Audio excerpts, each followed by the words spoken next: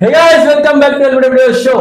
Guys, ನಿನ್ನೆ ಆಗಿದ್ದು ಎರಡೆರಡು match. First match South Africa versus West Indies. ಆಮೇಲೆ ನಡೆದಿದ್ದು ಜಿಂಬಾಬ್ವೆ ಮತ್ತೆ ಇಂಡಿಯಾ.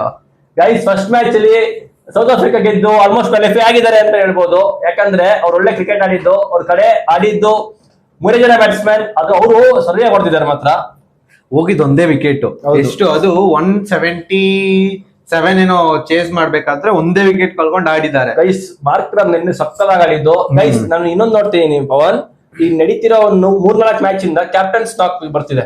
ಹೌದು, ಕ್ಯಾಪ್ಟನ್ ಲೀಡ್ ಮಾಡ್ತಿದ್ದಾರೆ ಫ್ರಂಟ್ ನಿಂತ್ಕೊಂಡು ಬಿಟ್ಟು. ಸೊ ಗೈಸ್ ನಿನ್ನೆ ಮಾರ್ಕ್ರಮ್ ಒಳ್ಳೆ ಬ್ಯಾಟಿಂಗ್ ಆಡಿ 83 ರನ್ ಹೊಡೆದಿದ್ದು. ಜೊತೆಲಿ ಡಿಕಾಕ್ ಬಂದು 47 ನೋಡಿದ್ರು. ಅಂಡ್ ಆಲ್ಸೋ ರಿಯಾನ್ ರಿಗಲ್ಟನ್ ಅವ್ರು ಬಂದು ನಾಟ್ ಔಟ್ 42 ರನ್ಸ್ ಹೊಡೆದಿದ್ದು. Not out. ಸೊ ಮ್ಯಾಚ್ ಗೆಲ್ಸ್ಕೊಟ್ಟು ಹೋಗಿದ್ದವರು. ಸೊ ಅವರು 4 ಪಾಯಿಂಟ್ಸ್ ತಗೊಂಡಿದ್ದಾರೆ. ಆಲ್ಮೋಸ್ಟ್ ಕ್ವಾಲಿಫೈ ನಮ್ಮ ಟೀಮ್ ಎ ಇಂದ. ಹೌದು. ಸೊ ವೆಸ್ಟ್ ಇಂಡೀಸ್ ಕಡೆ ಹೇಳ್ಬೇಕಂದ್ರೆ ಗೈಸ್ ಟಾಪ್ ಆರ್ಡರ್ ಅಲ್ಲಿ ಫಸ್ಟ್ ಓವರ್ ಶಾಯ್ ಹೋಪ್ ಅವ್ರು ಒಳ್ಳೆ ಸ್ಟಾರ್ಟ್ ಮಾಡಿದ್ರು. ಅನ್ಕೊಂಡಿದ್ವಿ ಒಳ್ಳೆ ರನ್ಸ್ ಬರುತ್ತೆ ಇವತ್ತು ಅಂತ.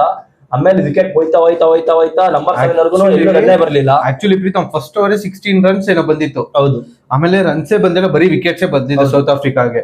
ಅಂಡ್ ಆಲ್ಸೋ ನನಗೆ ಏನ್ ಅನ್ಸ್ತು ಅಂದ್ರೆ ಎಲ್ಲೋ ಒಂದ್ ಸೈಡ್ ತಲೆಯಲ್ಲಿ ಬರ್ತಿತ್ತು, ಇವಾಗ ನ್ಯೂಜಿಲೆಂಡ್ ಅಗೇನ್ಸ್ಟ್ ಅವರು ಹಂಗೆ ಕೊಲಾಪ್ಸ್ ಆದ್ರು ಟಾಪ್ ಆರ್ಡರ್, ಮತ್ತೆ ಸ್ಯಾಂಡರ್ ಮತ್ತೆ ಮೆಕಾಂಕಿ ಅವ್ರು ನಿಂತ್ಕೊಂಡು ಆಡಿದ್ರು. ಸೊ ಸೇಮ್ ಅದೇ ತರ ಡಿಟ್ಟೋ ಅದೇ ತರ ಆಡವ್ರೆ ನಿನ್ನೆ. ಆಮೇಲೆ ಹೋಲ್ಡರ್ ಮತ್ತೆ ಶೆಫರ್ಡ್ ಅವರು ಒಳ್ಳೆ ಇನ್ನಿಂಗ್ಸ್ ಆಡಿದ್ದು. ಆಕ್ಚುಲಿ ಗೈಸ್ ವೆಸ್ಟ್ ಇಂಡೀಸ್ ಕಡೆ ಇರೋರೆಲ್ಲ ಹಿಟ್ಟರ್ಸ್, ನಿಂತ್ಕೊಳಕ್ ಬರಲ್ಲ ಅಂತ ಅನ್ಕೋತೀವಿ. ಬಟ್ ಅವ್ರಿಬ್ರು ನಿಂತ್ಕೊಳಕ್ ಬರುತ್ತೆ ಅಂತ ನಿಂತ್ಕೊಂಡು 15 ಓವರ್ ಆದ್ಮೇಲೆ ಹೊಡೆಯಕ್ ಶುರುಚ್ಕೊಂಡಿದವರು.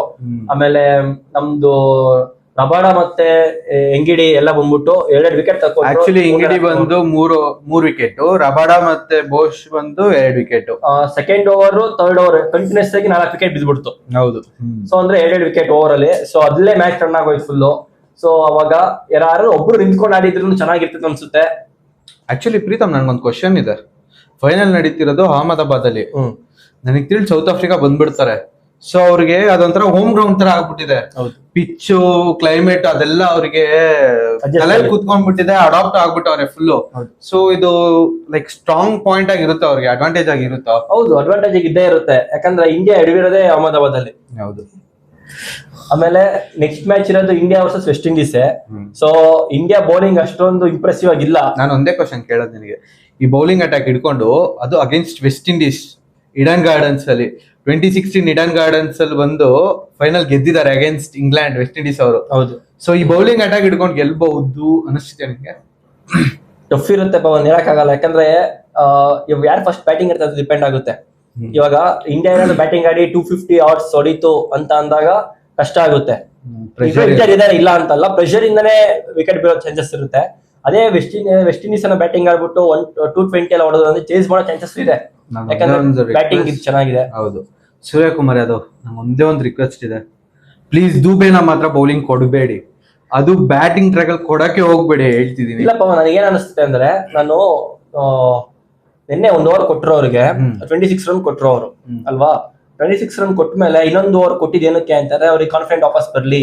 ಕಮ್ಮಿ ರನ್ ಕೊಟ್ರೆ ಇವಾಗ 1 ವಿಕೆಟ್ ಹೋಗಿ 2-3 ರನ್ ಕೊಟ್ರು ಅಂದ್ರೆ ಕಾನ್ಫಿಡೆಂಟ್ ವಾಪಸ್ ಬರುತ್ತೆ. ವೆಸ್ಟ್ ಇಂಡೀಸ್ ಮೇಲೆ ಬೌಲಿಂಗ್ ಮಾಡಕ್ ಈಸಿ ಆಗುತ್ತೆ. ಸೊ ಅದು ನಿನ್ನೆ ಅವ್ರು ಕೊಟ್ಟಿಲ್ಲ ಅಂತ ಅಂದಿದ್ರೆ ಅವ್ರಿಗೆ ಒಂದೇ ಓವರ್ 26 ರನ್ ಕೊಟ್ಟೆ. ಆಮೇಲೆ ಹಿಂದೆ ಅವರು ಕಾಸ್ಟ್ಲಿ ಆಗಿದ್ರು, ಹಿಂದೆ ಮ್ಯಾಚ್ ಅಲ್ಲಿ ಕಾಸ್ಟ್ಲಿ ಆಗಿದ್ರು. ಅದೆಲ್ಲ ಇಟ್ಕೋಬಾರ್ದು ಅಂತ ಕೊಟ್ರು, ಬಟ್ ಅದು ಕಾಸ್ಟ್ಲಿ ಆಗೋದ್ರು. ಅವರು ನಿನ್ನೆ ನನಗೆ ಅನ್ನಿಸ್ತಂಗೆ ಅವರು ಯುವರಾಜ್ ಸಿಂಗ್ ಫಾಸ್ಟೆಸ್ಟ್ 50 ಚೇಸ್ ಮಾಡ್ಕೊಂಡು ಹೋದ್ರು, ಬಟ್ ಆಗ್ಲಿಲ್ಲ. ಇದು ಬ್ರೇಕ್ ಮಾಡಕ್ ಆಗ್ಲಿಲ್ಲ ಅದನ್ನು. ಆಕ್ಚುಲಿ ಏನೋ ಹೇಳ್ಬೇಕಂತ ಇದ್ದೆ, ಮಾತಾಡೋ ಇದ್ರಲ್ಲಿ ಮರ್ತೋದೆ. ಗೈಸ್ ಸೆಕೆಂಡ್ ಮ್ಯಾಚ್ ಬರ್ಬೇಕಂತ ಅಂದ್ರೆ ಇಂಡಿಯಾ ವರ್ಸಸ್ ಜಿಂಬಾಬ್ವೆ, ಅದ್ರ ಬಗ್ಗೆ ಮಾತಾಡ್ತಿದ್ದು ಅಲ್ಲ ಇವಾಗ ಫಸ್ಟ್ ಆಗಿಲ್ಲ. ಓಕೆ. ಸೊ ಆಕ್ಚುಲಿ ನಾನು ಟಾಸ್ ಬಗ್ಗೆ ಮಾತಾಡ್ತೀನಿ ಇಲ್ಲಿ. ಜಿಂಬಾಬ್ವೆ ನಿಮಗೆ ಚಾನ್ಸ್ ಇತ್ತು, ಆಕ್ಚುಲಿ ನಿಮ್ಗೂ ಕ್ವಾಲಿಫಿಕೇಶನ್ ಗೆ ಚಾನ್ಸ್ ಇತ್ತು. ಬಟ್ ಏನಿಗೆ ನೀವು ಬೌಲಿಂಗ್ ತಗೊಂಡ್ರೆ ಅಂತ ಗೊತ್ತಾಗ್ತಿಲ್ಲ ನನಗೆ. ಬ್ಯಾಟಿಂಗ್ ಆಡೋ ಪಿಚ್ ಅದು, ಪಿಚ್ ರಿಪೋರ್ಟ್ ಅಲ್ಲೂ ಹೇಳ್ತಿದ್ರು ಎಕ್ಸ್ಪರ್ಟ್ಸ್ ಬ್ಯಾಟಿಂಗ್ ಆಡೋ ಪಿಚ್ ಇದು ಅಂತ. ಬಟ್ ಗೊತ್ತಿಲ್ಲ ಏನ್ ಡಿಸೈಡ್ ಮಾಡಿದ್ರೆ ಹೇಗಿದೆ. ಬ್ಯಾಟಿಂಗ್ ಆಡ್ಬಿಟ್ಟು 200 ಹೊಡೆದಿದ್ರು ಅಂದ್ರೆ ಇಂಡಿಯಾ ಸ್ವಲ್ಪ ರೆಸ್ಟ್ರಿಕ್ಟ್ ಮಾಡ್ಬೋದಿತ್ತು. ಯಾಕಂದ್ರೆ ಡೈರೆಕ್ಟ್ ಗೊತ್ತಿರ್ತಿತ್ತು ಅವರಿಗೆ ಜಿಂಬಾಬ್ವೆಗೆ. ಆಮೇಲೆ ಗೈಸ್ ಇನ್ನೊಂದು ನಾವ್ ಹೇಳ್ಬೇಕಂದ್ರೆ, ರಾಜ್ ಅವರು ಒಳ್ಳೆ ಸ್ಪಿನ್ನಿಂಗ್ ಮಾಡ್ತಾರೆ. ಆಮೇಲೆ ಪವರ್ ಪ್ಲೇ ಬರ್ಬೋದಿತ್ತು, ಅವರು ಬರ್ಲೇ ಇಲ್ಲ. ಹೊಡಿಸ್ಕೋತೀನಿ ಅನ್ನೋ ಭಯ ಏನೋ ಗೊತ್ತಿಲ್ಲ. ಅವ್ರು ಬಂದಿದ್ರು ಚೆನ್ನಾಗಿರ್ತಿತ್ತು, ಇನ್ನೊಂದ್ 2 ವಿಕೆಟ್ ಎಕ್ಸ್ಟ್ರಾ ಬೀಳ್ಬೋದಿತ್ತು, ಇಂಡಿಯಾ ಪ್ರೆಷರ್ ಹೋಗ್ಬೋದಿತ್ತು ಅಂತ ಅನ್ಸುತ್ತೆ ನನ್ಗೆ. ಆಯ್ತು, ಫಸ್ಟ್ ಓವರ್ ಸ್ಪಿನ್ನರ್ಸ್ ಬರೋದ್ ಬೇಡ. ಸಂಜು ಸ್ಯಾಮ್ಸನ್ ವಿಕೆಟ್ ಹೋಯ್ತು 3rd ಓವರ್ ಅಲ್ಲಿ. ಆಗಿದ ತಕ್ಷಣನೇ ಲೆಫ್ಟ್ ಹ್ಯಾಂಡರ್ಸ್ ಇದ್ರು, ಆರಾಮಾಗಿ ಬರ್ಬೋದಿತ್ತು. ಹೌದು, ಅದು ರನ್ಸ್ ಅಷ್ಟೊಂದು ಲೀಕ್ ಆಗ್ತಿರ್ಲಿಲ್ಲ ಸೂಪರ್ ಓವರ್ ಅಲ್ಲಿ, ಐ ಮೀನ್ ಪವರ್ ಪ್ಲೇ ಅಲ್ಲಿ. ಆಮೇಲೆ ಇವ್ರ ಕಡೆ ಯಾರು ಅಷ್ಟು ಆಡ್ಲಿಲ್ಲ, ಯಾರು ವಿಕೆಟ್ ತೆಗಿಲಿಲ್ಲ ಅನ್ನೋಕ್ಕಿಂತ ಅಷ್ಟೊಂದು ಇಂಪ್ರೆಸಿವ್ ಬೌಲಿಂಗ್ ಬರ್ಲಿಲ್ಲ ನಮ್ಮ ಜಿಂಬಾಬ್ವೆಯಿಂದ. ಅವ್ರು ವೆಸ್ಟ್ ಇಂಡೀಸ್ ಮೇಲೆ ಎಲ್ಲ ಚೆನ್ನಾಗಿ ಆಡಿದ್ರು.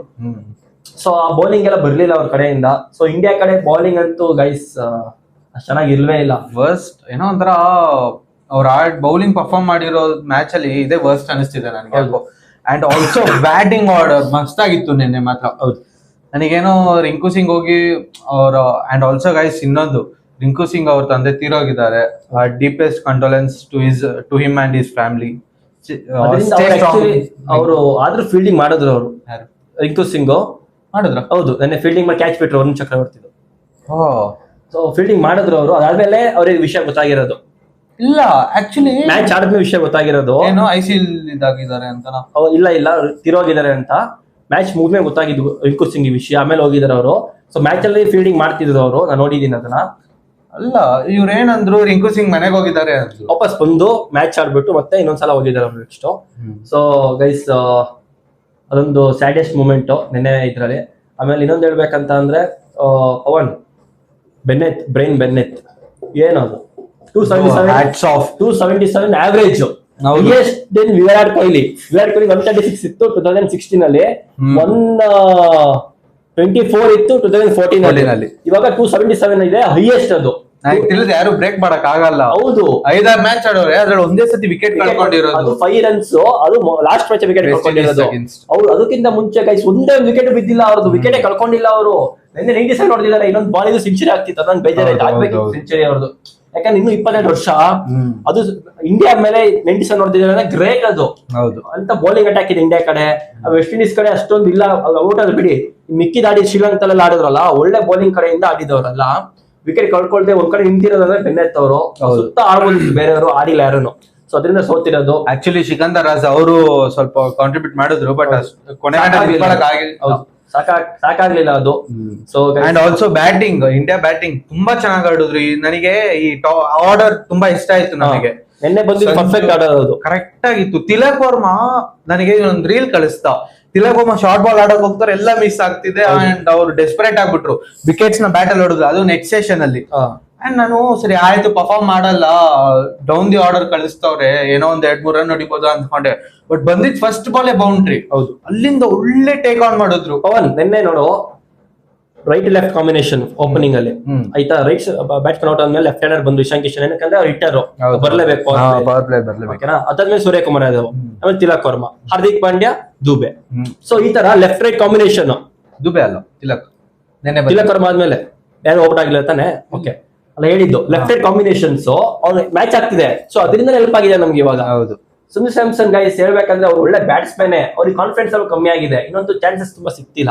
ಹೌದು, ಸೊ ಇನ್ನೊಂದು ಚಾನ್ಸಸ್ ಕೊಡ್ಬೇಕು. ಅವ್ರು ನೆನ್ನೆ ಆಡಿತರ ಆಡ್ಕೊಟ್ರೆ ಸಾಕು ನಮಗೆ. ಹೌದು, ಕ್ವಿಕ್ ರನ್ಸ್ ಬಂದ್ರು ಸಾಕು ನಮ್ಗೆ, ಯಾಕಂದ್ರೆ ಅವ್ರ ಹಿಂದೆನೆ ಇಶಾನ್ ಕಿಶನ್ ಬರ್ತಿದ್ದಾರೆ. ಹೌದು, ಅವರು ಕ್ವಿಕ್ ರನ್ಸ್ ಕೊಡ್ತಾರೆ ನಮ್ಗೆ. 10 ಬಾಲ್ ಅಲ್ಲಿ ಅವ್ರು 25-30 ರನ್ ನೋಡ್ಕೊಟ್ರೆ ಔಟ್ ಆದ್ರೆ ನಮ್ಗೆ ಬೇಜಾರೇ ಇಲ್ಲ ಅವ್ರ ಕಡೆಯಿಂದ. ಅವ್ರು 2-3 ರನ್ 5 ಬಾಲ್ ಎಲ್ಲ ಔಟ್ ಆದ್ರೆ ಬೇಜಾರಾಗುತ್ತೆ ಅಷ್ಟೇ ನಮ್ಗೆ.